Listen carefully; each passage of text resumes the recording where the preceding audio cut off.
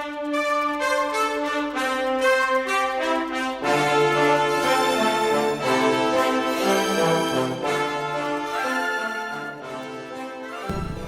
buenas noches, ¿cómo están? De verdad, muchísimas gracias por estar aquí presentes la noche de hoy.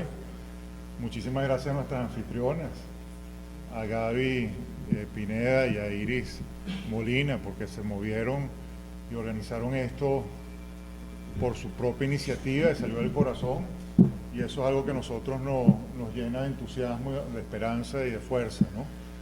Que sea algo que haya nacido de la iniciativa individual de dos venezolanas preocupadas por su país y buscando salidas a este laberinto en donde hoy estamos atrapados. Es muy conmovedor que inclusive hayan personas aquí que se hayan venido desde La Grita, desde la ciudad de Mérida, hayan hecho un viaje largo, un día lluvioso, y que estén aquí presentes. De verdad que eso se agradece en el alma, ¿no? Yo quisiera insistir en la presentación de hoy en la Venezuela que precisamente estamos olvidando que somos, y que en el video que nos transmitieron está muy claro. Es decir, esa frase que dice "nos tuvimos que ir para volver", lo dice todo. Es decir, que los venezolanos hoy en día tengan que irse a otros países para conservar lo que sienten que es Venezuela, y que en el fondo un poco el trabajo que están haciendo sistemáticamente es obligarnos a olvidar esa Venezuela. Nosotros tratamos de insistir de manera profunda, de manera terca, si se quiere. Tratamos de recordar que Venezuela es un país extraordinario en todos los sentidos, y que puede sonar quizás a cliché, a manual de autoayuda decirlo en este momento tan tenebroso, pero es precisamente cuando más tenemos que recordar, porque los seres humanos pasamos por etapas en nuestras vidas a veces críticas, ¿no? De mucha oscuridad, si se quiere, momentos de crisis tremenda, y cuando superamos esas crisis nos damos cuenta que son regalos de la providencia, son regalos de la existencia, si lo sabemos aprovechar. Entonces yo estoy convencido que la etapa que nosotros estamos viviendo actualmente es uno de esos momentos que atraviesan los países de todos los continentes en la historia de la humanidad. Todos los países han atravesado momentos de oscuridad, momentos tenebrosos, por muchas razones. Y después, cuando se superan, esos momentos son cicatrices que permiten avanzar, evolucionar y crecer hacia niveles superiores, muy superiores a los anteriores, si se quiere. Venezuela, hay que recordar, sufrió un siglo de guerras, que fue el siglo XIX. Una de las guerras más cruentas que ha pasado país alguno la pasamos nosotros en el siglo XIX.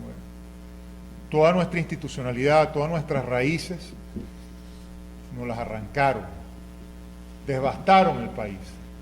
Un país que antes de la guerra civil, que la guerra de independencia fue una guerra civil, era quizás uno de los países de las Indias que instituciones más sólidas y más fuertes se estaba dando. Aquí surgieron personajes de la talla de Simón Bolívar, de Andrés Bello, de Francisco de Miranda, de tantos personajes ilustres que conocemos por la historia, surgieron como consecuencia de un entorno social, un entorno de país. El país que éramos era esos personajes, surgían de ese país. Y personajes grandes, personajes que hicieron continentes, personajes como Andrés Bello, que hizo un país que es Chile hoy en día. Todo el sistema académico, educativo de Chile se le debe a un venezolano. Y bueno, y la libertad, y los conceptos de libertad, los conceptos de grandeza del continente americano en gran medida se debe a venezolanos. Bueno, pero entonces pasamos un siglo espantoso, que fue el siglo XIX, y el siglo XX, entonces empezamos desgarrados. Y sin embargo, en el momento en que se nos dio la oportunidad, muy rápidamente nos transformamos en un país extraordinario. Venezuela de 1928 a 1973, 1975, tuvo el crecimiento económico sostenido más importante del planeta entero, sostenido en el tiempo. Venezuela por eso se transformó en un país de oportunidades. De todos los países del mundo venían personajes huyendo de sistemas opresivos, escapando de sus países por la falta de libertad, por la falta de oportunidades económicas, por la falta de oportunidades de crear una familia. Se venían a Venezuela sin nada. Y a la vuelta de la esquina, con trabajo y dedicación, hacían familias, hacían empresas y lograban altísimos niveles de vida que les permitía cultivar familias con buena educación, darles la oportunidad de viajar, la oportunidad de tener cosas buenas en la vida. Y eso es Venezuela, eso es Venezuela. La tierra de la libertad era Venezuela, eso no lo podemos olvidar jamás. La estatua de la libertad estaba en Venezuela. Lamentablemente, y eso es parte del aprendizaje que nosotros tenemos que tener, y algo que las circunstancias actuales nos está dando una oportunidad de oro para que nos demos cuenta de eso, diseñamos un modelo de Estado a partir de la providencia, a partir del regalo que nos dio la providencia, que fueron esos benditos precios del petróleo disparados de la noche a la mañana. Invertimos el orden de las cosas. Entonces el Estado atrapó a la sociedad y la secuestró. Y le quitó el impulso, le quitó el motor, le quitó la fuerza a la sociedad. Y entonces todo el poder real de generar riqueza se le quitó a la sociedad. Y el Estado, que por su naturaleza no puede generar riqueza, ningún Estado en ninguna parte del mundo es capaz de generar riqueza. Un Estado simplemente recibe la riqueza que produce su sociedad y la devuelve con servicios.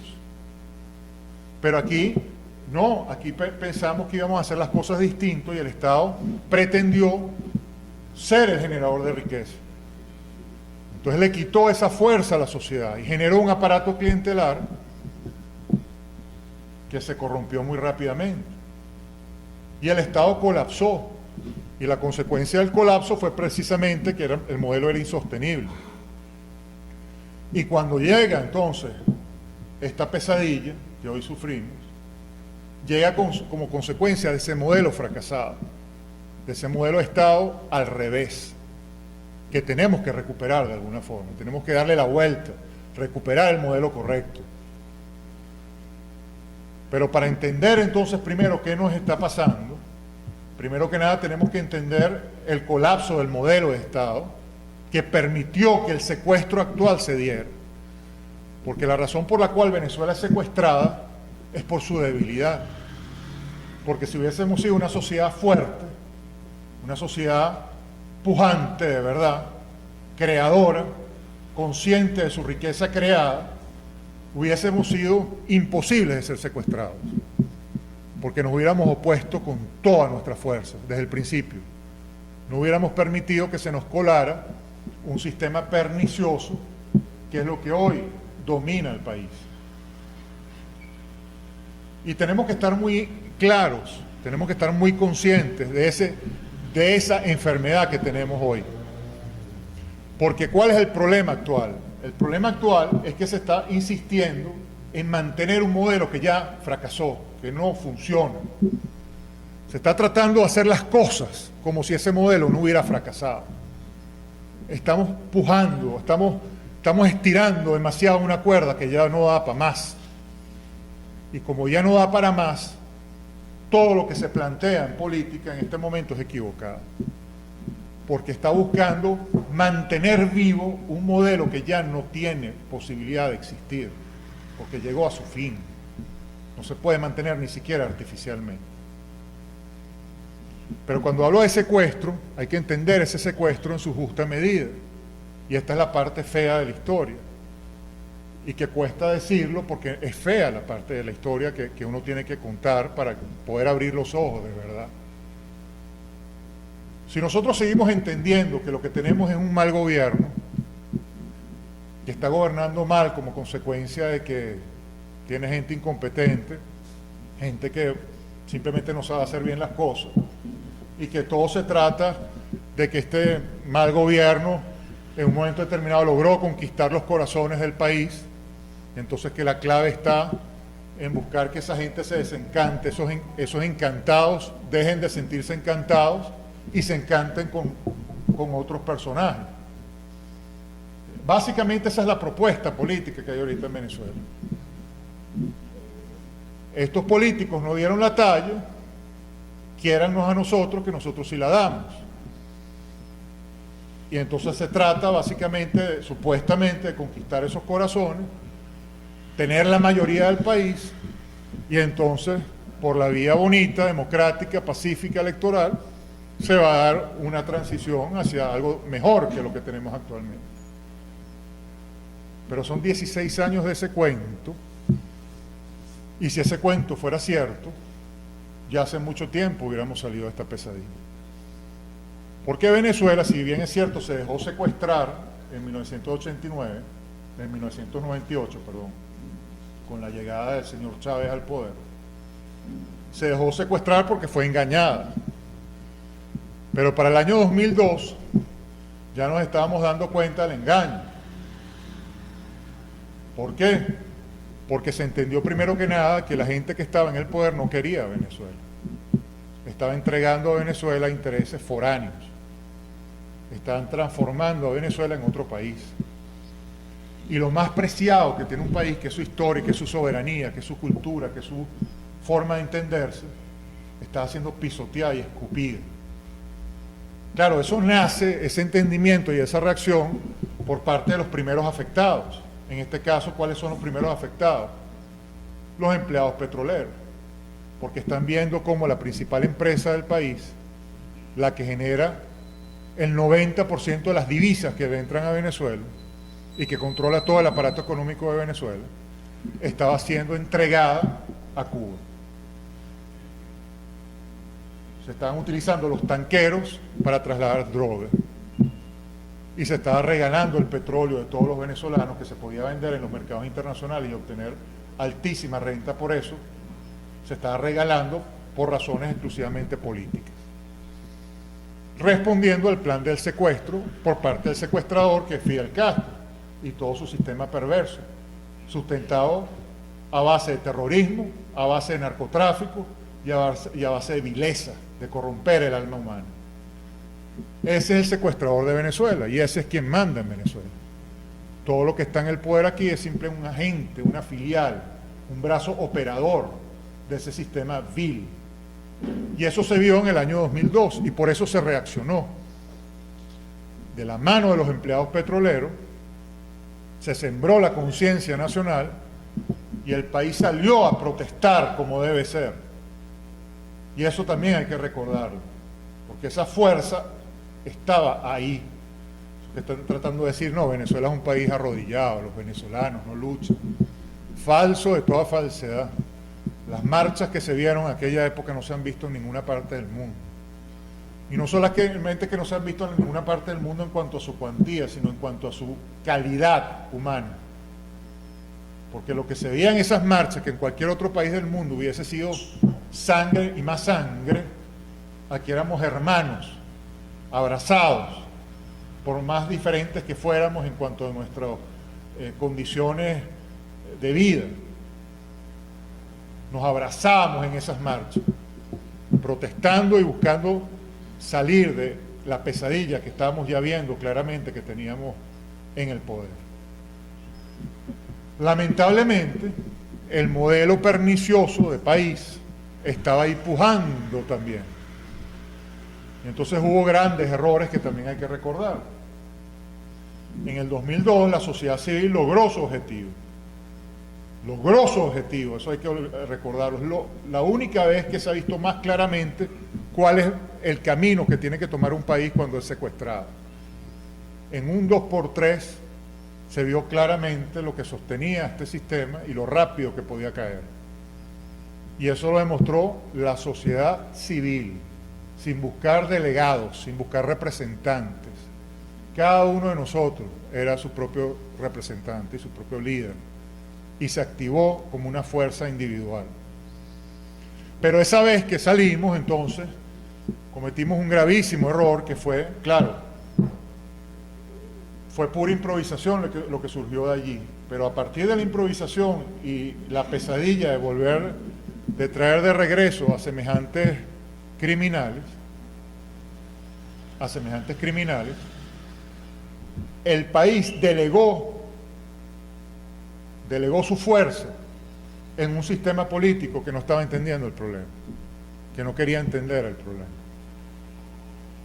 Y que no solamente es que no quería entender el problema, sino que era parte del problema. Y por eso se creó un sistema electoral completamente pernicioso, adulterado de la A a la Z, falso de toda falsedad, porque es un sistema electoral que parte, para empezar, de una premisa falsa, que es la cantidad de venezolanos que somos capaces de votar. Cuando tú tienes un censo que es mentira, todo lo que va a salir de ahí es una mentira. Si tú estás diciendo que votan 18 millones de venezolanos con una población que no llega a 29, ya matemáticamente, estadísticamente eso es imposible. Pero el país está partiendo de esa mentira, está obviando esa mentira y está participando en una farsa. Entonces, es un sistema que es imposible de controlar tal como está. Entonces, el llamado de la política de que que es un problema de asistencia masiva y de vigilancia para poder controlarlo es falso, porque lo que se va a vigilar y lo que se va a controlar es mentira. Entonces, por más vigilancia y por más gente que vaya, siempre va a haber una mentira, porque estás controlando una mentira, estás participando en una mentira. En el 2003 hubo un referéndum revocatorio que lo ganamos y se escondió los resultados y se transformaron en otra cosa. Y se creó una mesa, que hay que recordarlo, porque además hay muchos jóvenes que ni siquiera tienen memoria hoy en día para recordarlo, entonces hay que recordárselo, y por eso voy a insistir un poco en estas cosas, aunque muchos de nosotros ya las sepamos, pero es importante recalcarlo. Se llamó a la OEA, observador que se está llamando nuevamente, como árbitro imparcial de los procesos electorales. El secretario general de la OEA, que además fue presidente de Colombia, se residenció en Venezuela durante un año. Durante un año. Se invitó a Jimmy Carter, Premio Nobel de la Paz, expresidente de la primera potencia del mundo, para que viniera con su sistema Carter a auditar las elecciones, a auditar los resultados de los procesos electorales. Los señores ni siquiera pudieron entrar en la sala de totalización de resultados. No los dejaron entrar. Y sin embargo, ambos, Carter y la OEA, salieron legitimando el proceso, avalando los resultados que ellos no pudieron observar en su totalización. Después se descubrió que el Centro Carter recibe un financiamiento muy generoso del régimen y que la OEA tiene lobbies pagados por el régimen con dólares constantes y sonantes, millones de dólares, que operan todos los días en esos pasillos vendiendo el cuento venezolano, el cuento de mentira. Entonces se demostró que no eran observadores válidos y que entregarle la observación a ese tipo de organismos es básicamente clavarnos una daga en nuestro propio corazón. Y eso hay que recordarlo, porque se está tratando de repetir el mismo error. Entonces, se descubrió que el sistema electoral era una farsa completa. Ya en el 2004 eso estaba claro. Las pruebas del fraude, del revocatorio son indiscutibles. Son indiscutibles. Y hay a millón, hay todo tipo de pruebas que demuestran que eso era una farsa. La Universidad de Harvard, la Universidad de MIT, grandes publicaciones de estadística a nivel internacional y matemáticas lo demostraron, que había sido una farsa. Y precisamente por esa farsa demostrada, la sociedad civil nuevamente se organizó, y recuerden esto que les voy a decir, porque esa es otra píldora de mentira que están tratando de que nos traguemos, nos organizamos en el año 2005, ¿para qué? Para desmantelar al CNE, que sabíamos que tenía unos árbitros ilegítimos, eran ilegítimos porque todos eran representantes del partido de gobierno, todos, sin excepción, el que supuestamente era imparcial venía de las filas del chavismo y formaba parte de un grupo que sabemos que tiene gran influencia y está totalmente infiltrado por el régimen, que es el Grupo La Colina. Las máquinas se demostraron cómo habían sido adquiridas, el negocio que se había hecho en la MUD, comprando esas máquinas, cómo la gente supuestamente que representaba la MUD en el centro electoral había participado directamente en la compra de esas máquinas, como uno de los principales representantes, uno de los principales partidos de oposición, su familia política es la principal accionista de la empresa que vendió las máquinas. Se demostró que las máquinas eran totalmente bidireccionales, que no solamente enviaban información al CNE, sino que podían recibir información, por lo tanto data, por lo tanto votos. Se demostró además que eran inalámbricas, se podían comunicar, por lo tanto lo que estaba sucediendo en cada máquina podía ser claramente monitoreado a través de salas situacionales montadas por el régimen para eso, para saber a qué centros electorales se les podía mandar votos a esas máquinas y a los que tenían suficientes testigos de oposición, cuántos votantes con cédulas falsas podían ir a esos centros para cambiar los resultados que se estaban viendo, que se están obteniendo en esos centros. Todo eso se demostró. Todo eso se demostró. Se demostró un registro electoral permanente que estaba inflado en más de 3 millones de personas. Fantasmas que no existen.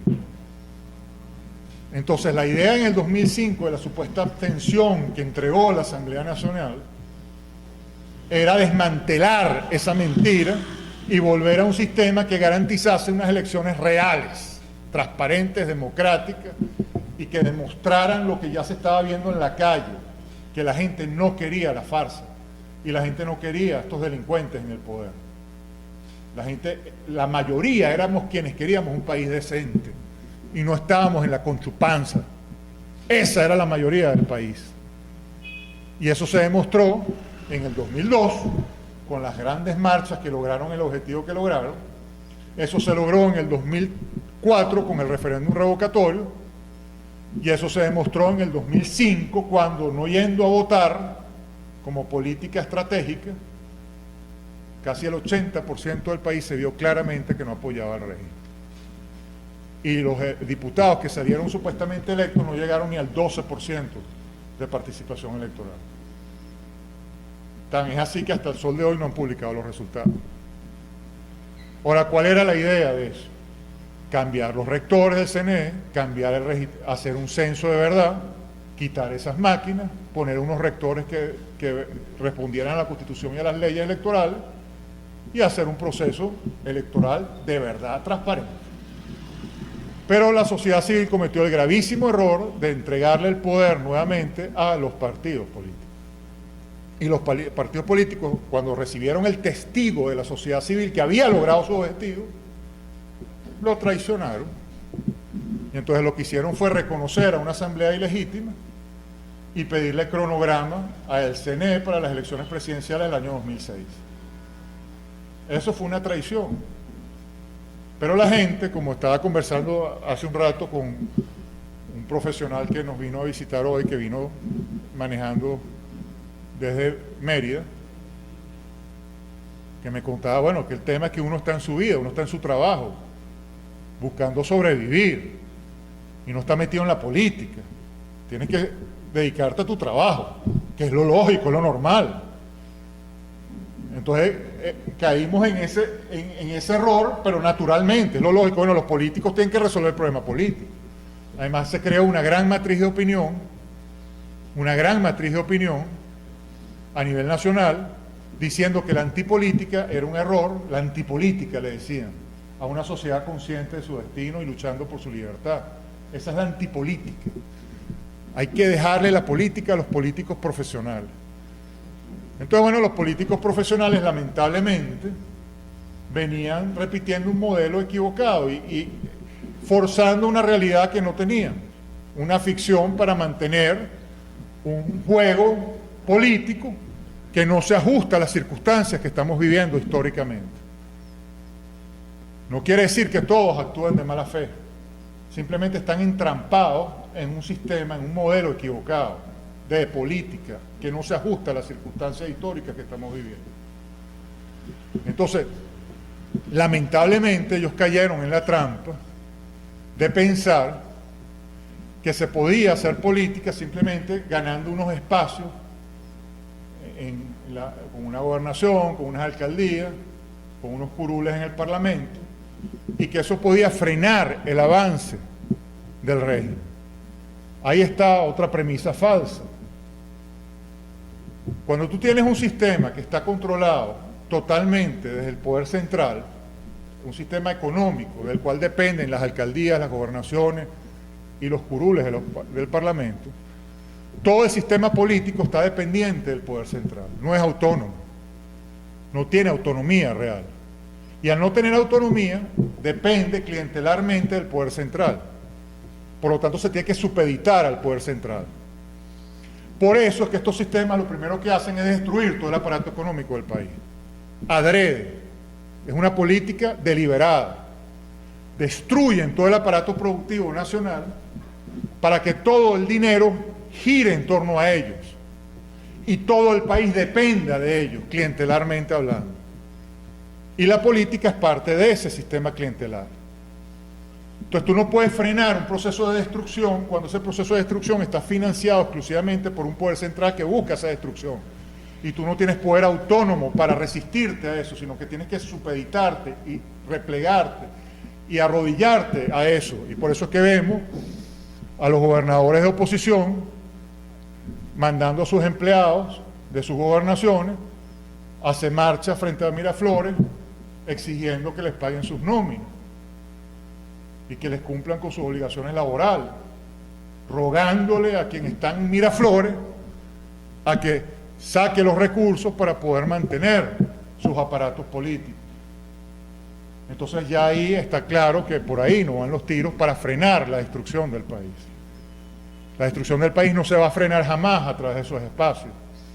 Y esos son espacios que va a dar siempre el régimen para poder existir, para que su legitimidad se mantenga ante los ojos del mundo y también ante los ojos de los actores políticos en Venezuela. Porque en la medida en que estos actores de oposición tengan espacios políticos, hacen una política distinta a la que harían si no tuvieran esos espacios. Porque si no tuvieran esos espacios, estuvieran guerreando, estuvieran confrontando el mal como se tiene que confrontar, y no haciendo una política de paciencia eterna, de diálogo con criminales que lo que quieren es asesinar. Eso no funciona. Entonces, por eso, a medida que pasan los años y por más elecciones que hayamos tenido, la farsa se ha mantenido y el resultado está a la vista. El proceso de destrucción sigue su avance indetenible. Y cada vez hay más venezolanos entonces buscando su futuro en otro lado. Porque también hay que entender algo y hay que entenderlo muy bien. Es falso que mientras peor está la sociedad, más fácilmente van a caer los gobiernos de este tipo. Todo lo contrario. Mientras más debilitados estamos como sociedad, más fuertes están ellos. Y más se consolidan en el poder. Y eso es una fórmula que ha resultado igual en todos los países donde se ha aplicado sin excepción. Y al que le queda alguna duda no tiene sino que ver lo que está pasando en Bielorrusia, en Corea del Norte y en Cuba. Lo que pasó en Cuba. Eso hay que entenderlo claramente. En Cuba hay elecciones periódicas y hay oposición. Estábamos conversando, en Zimbabue desde el año 2008 el Parlamento está en manos de la oposición. Un Parlamento, y voy a hacer un parado aquí un momentico para hacer una reflexión sobre el tema del Parlamento, ya que tenemos ya las elecciones parlamentarias. Así la oposición tuviera la mayoría total, algo que no va a tener, pero así la tuviera.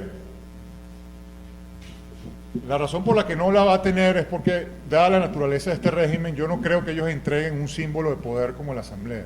Desde el punto de vista simbólico no les conviene.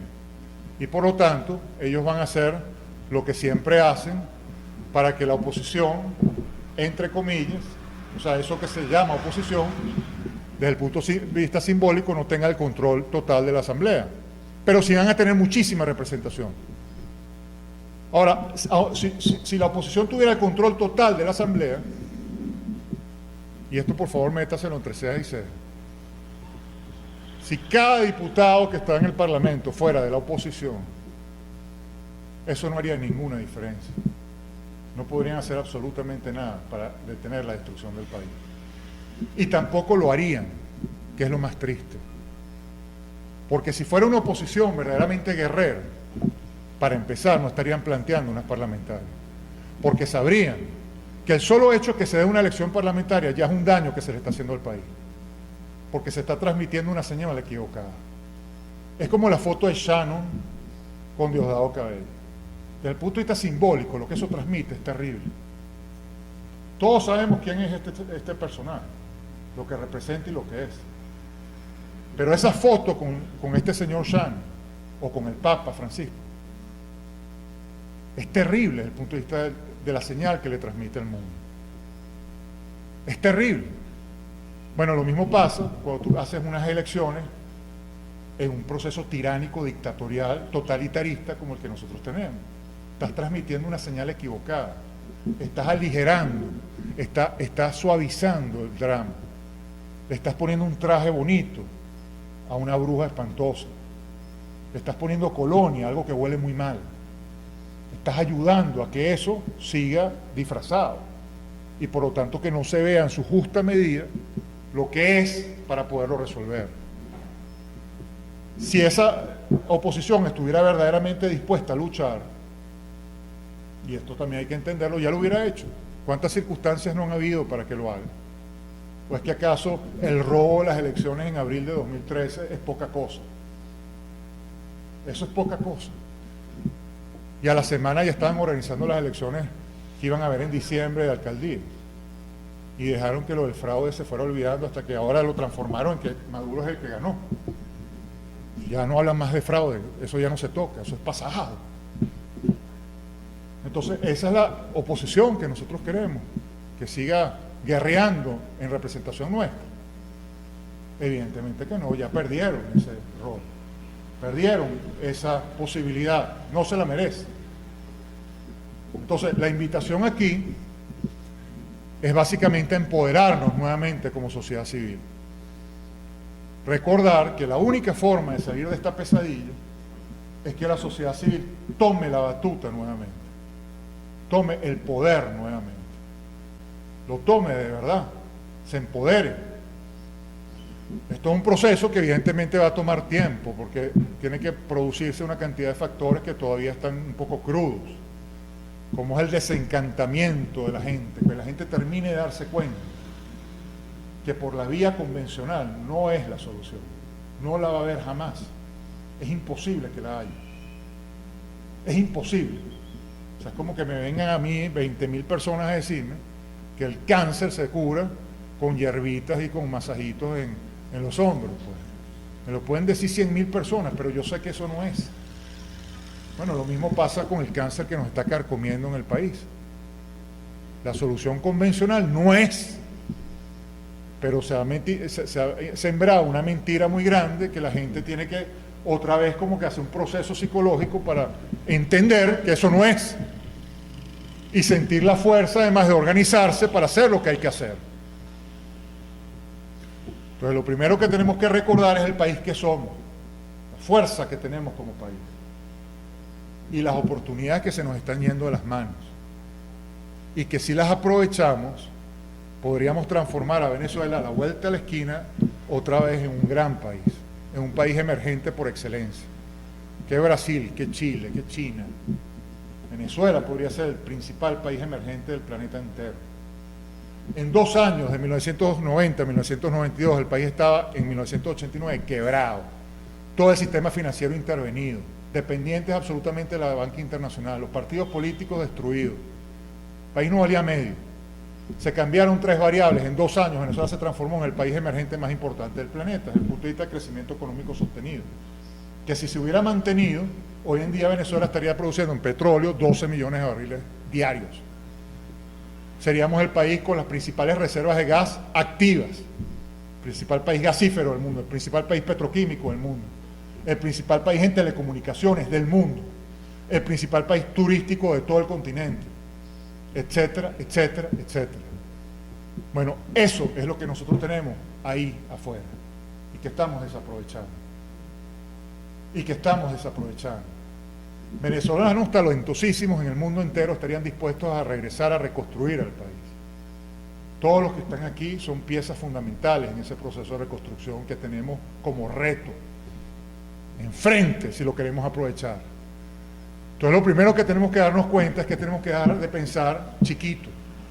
Como decía muy bien Roderick, nos están acostumbrando es a pensar en el jabón que cómo conseguimos, en cómo Carrizo llevamos comida a nuestras casas, cómo Carrizo hacemos que nuestros hijos se compren unos zapatos para poder vestirlos, y cosas elementales que no deberían estar en nuestras mentes y en nuestras energías existenciales.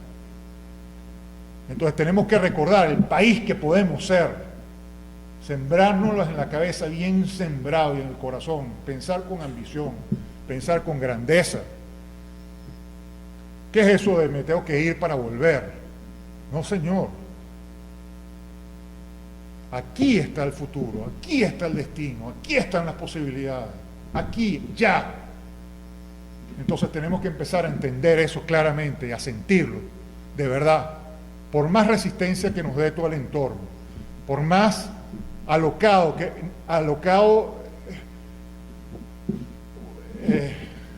alucinante que pueda sentirse hablar de estas cosas, de un país con unas ciudades modernas, unos puentes espectaculares, unas playas increíblemente desarrolladas, festivales de cine, teatro, de todo aquí en Venezuela, plazas espectaculares, calles maravillosas, iluminadas por todos lados, con modernidad, maravillosamente modernizadas. Un mundo que en 25 años va a tener como principal motor la energía alternativa y no la energía de hidrocarburos. Ya los carros eléctricos están sustituyendo al carro movido por gasolina. En Estados Unidos ya hay estaciones eléctricas en todo el territorio nacional. Los carros eléctricos ya son una realidad espectacular en los Estados Unidos. A la vuelta de la esquina el mundo ya no necesitará petróleo. Y nosotros tenemos las principales reservas enterradas. Entonces sacamos eso a la flote, aprovechamos nuestras ventajas comparativas, las transformamos en ventajas competitivas, con impulso, con fuerza, con ambición, invitamos al mundo entero, a lo mejor del mundo, a que venga a Venezuela a invertir, a generar riqueza en Venezuela, productividad, empleo, círculos virtuosos por todos lados, y a la vuelta de la esquina nos transformamos en un país extraordinario. Chile no tiene ni la milésima parte de los recursos que tiene Venezuela. En los años 70 las colas chilenas para comprar papel higiénico y pañales eran más grandes que las colas que estamos viendo en Venezuela. Y hoy en día Chile, cambiando su modelo, es un país desarrollado. Entró en la Organización para la Cooperación y el Desarrollo, primero que Israel, que todavía no ha entrado, que es un país desarrollado. Chile, ya hoy en día es un país desarrollado, cambiando el modelo. Alemania del Este, cuando cayó el muro de Berlín, era puro escombro. Cambiaron el sistema y otra vez florecieron. Bueno, esa es la esperanza que nosotros tenemos. Si nosotros logramos filtrarnos de alguna manera en el escenario, esa fuerza social, y logramos de alguna manera deslastrarnos de este sistema cancerígeno que hoy en día nos secuestra, podemos transformarnos en ese país nuevamente, pero con muchísimo más ímpetu, con muchísimo más fuerza. Y esa es la invitación que nosotros hacemos.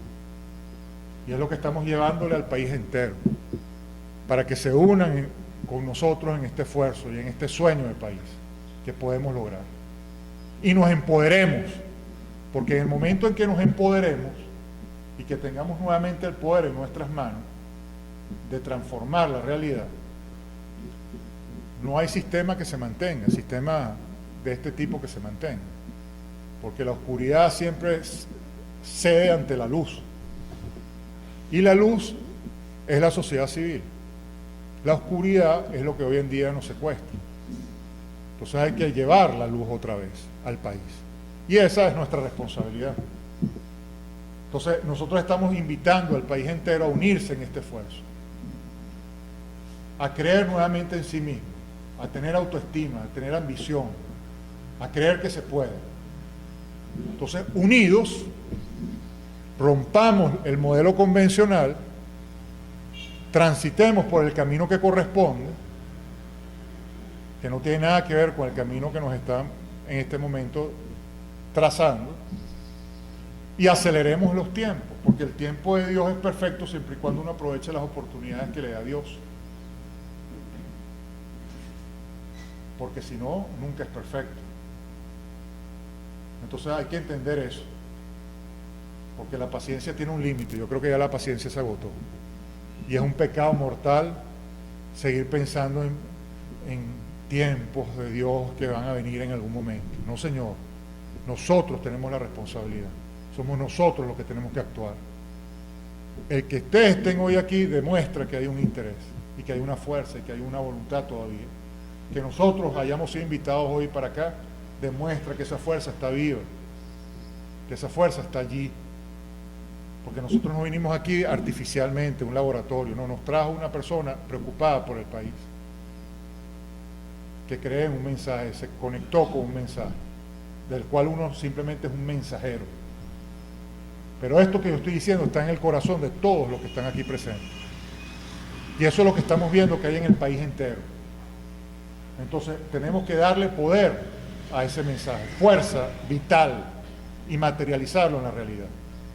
Entonces se van a confluir todos los factores necesarios para dar el gran salto. Entonces, básicamente esa es la invitación. No se trata de promover abstención o no abstención, no, se trata de salirse completamente de ese territorio, comenzar a pensar el país fuera de ese modelo, salirse de ese encajonamiento, y pensar distinto, con grandeza y distinto, fuera de ese escenario convencional. Y entonces estructurar las acciones necesarias para darle forma a un gran movimiento social capaz de transformar la realidad, con fuerza y con coherencia y con conciencia, para que no hayan improvisaciones en el camino. Porque también los liderazgos surgen en el camino de la lucha. Y esos liderazgos tendrán que ser producto de esa lucha, genuinos. Y será lo que les corresponderá ese proceso de transición, de llevar al país de esta apocalipsis que estamos viviendo actualmente a esa democracia que merecemos y que queremos tener y que merecemos tener, porque somos un país particularmente merecedor de esa democracia, por nuestra idiosincrasia, por nuestra forma de ser. Entonces vamos a empoderarnos en ese sentido, vamos a darnos fuerza en ese sentido, y vamos a pensar que se puede. Yo estoy convencido de que se puede, por eso es que estoy hoy frente a ustedes, porque estoy absolutamente convencido de que se puede. Países han pasado cosas muchísimo peores y han surgido, y han logrado levantar cabeza y han logrado transformarse en grandes países. Bueno, a nosotros nos corresponde ese destino. Hay mucha gente buena todavía, hay mucha calidad humana. Entonces vamos a atraer a toda esa gente y vamos a echarle pichón. Esa es básicamente la invitación, ese es básicamente el mensaje. Obviamente hay una cantidad de detalles tecnológicos, si se quiere, de cómo articular este movimiento y cómo darle fuerza final, que bueno, sería motivo de muchas charlas, de muchas reflexiones, de mucha conversación. Evidentemente estamos abiertos también a las preguntas y al intercambio. Pero el mensaje final es de esa gran Venezuela que tenemos que dar, que no se construye afuera de nuestra frontera, se tiene que construir aquí. Toda la invitación que nos está dando el destino es para que lo hagamos. Aprendamos de estos momentos tenebrosos y sintamos nuestras cicatrices con orgullo. Las llevamos con orgullo, como el luchador en batalla, que sufre, que pierde, que se levanta, y sigue, y cae, y vuelve a levantarse, hasta que logra su objetivo. Entonces sí hemos sufrido muchas frustraciones, muchas traiciones, muchos momentos duros, y lo seguiremos viviendo, pero esa es la lucha. Pero en la medida en que no perdamos la esperanza y de verdad nos empoderemos nosotros, no sigamos delegando, entonces vamos a lograrlo. Yo los invito a que se transformen en agentes difusores de este mensaje. Por allí se empieza. Vamos a darle fuerza a esto para que se transforme en una matriz importante en la opinión pública nacional. Para que empiece a escucharse esto como un grito nacional y empiece a romper lo convencional y se transforme en una tendencia real. Entonces, cada uno de ustedes tiene esa tarea, que es muy sencilla si se quiere, que es llevar el mensaje en sus entornos y en las redes sociales y en todos los medios que ustedes tengan a su alcance. Transfórmense en difusores del mensaje. Ustedes mismos transfórmense en esos mensajeros. Y a la vuelta de la esquina se transforma esto en una avalancha. Eso se los aseguro. Nosotros estamos viendo unas cosas extraordinarias a nivel nacional. Como cada vez mayor cantidad de gente se va sumando y va actuando como Gaby, Iris hoy. Se transforman en agentes de cambio, agentes que accionan, cosas que se materializan y que a su vez generan otras cosas. Cada uno de ustedes tiene esa responsabilidad, cada uno de nosotros tenemos esa responsabilidad. ¿Ok? Bueno, yo les agradezco muchísimo su atención y su presencia.